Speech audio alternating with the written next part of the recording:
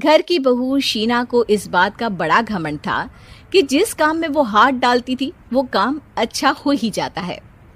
शीना की हर बात में हाथ का इस्तेमाल जरूर होता था।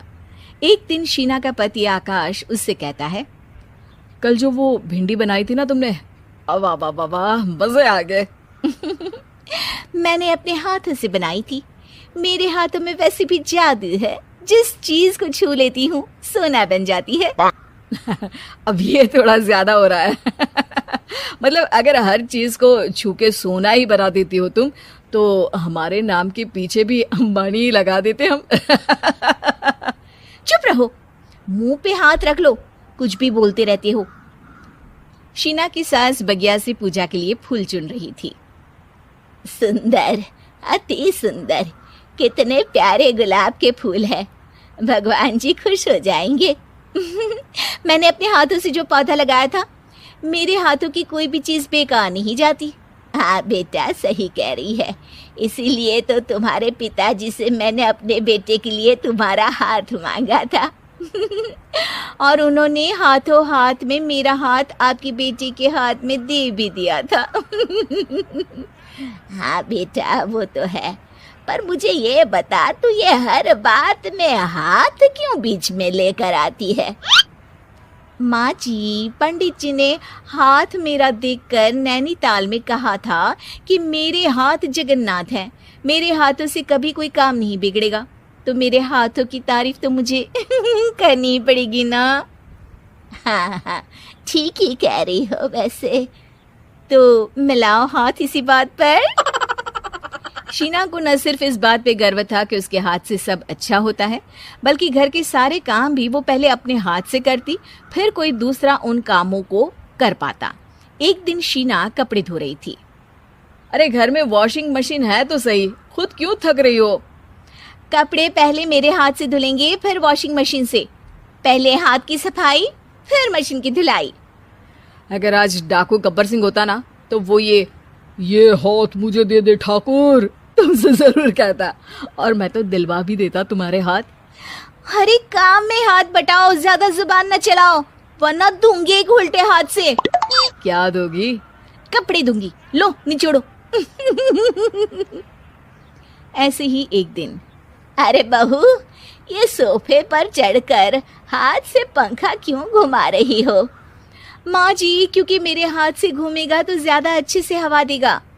अरे बेटा, फिर तो तुम गाड़ी का पहिया भी हाथ से घुमा के मायके जाया करो। एक बार आकाश ने घर पर कार लाने की बात छेड़ी।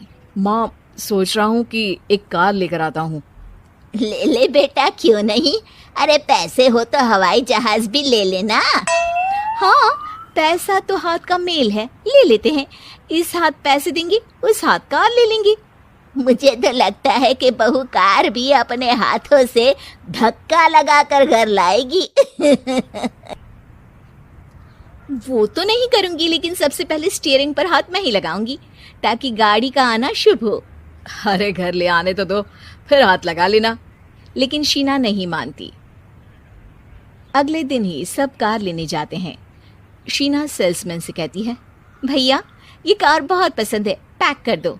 अरे ओ भाग्यवान, 2 मीटर कपड़ा नहीं है जो पैक करवा ले, जरा चला कर तो देखने दो।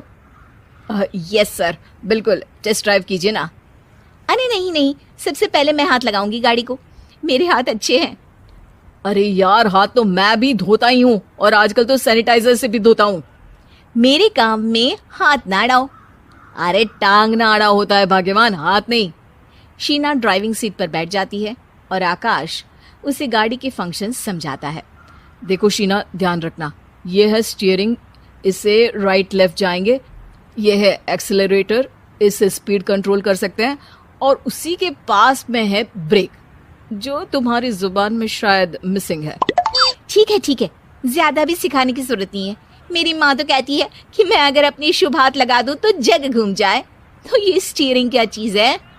शीना गाड़ी स्टार्ट कर देती है और स्टीयरिंग को घुमाते हुए एक्सेलरेटर पर धीरे से पैर रखती है, और शोरूम के बाहर के एरिया में ही गाड़ी घूमने लगती है, जहाँ दूसरी गाड़ियाँ भी रखी हैं।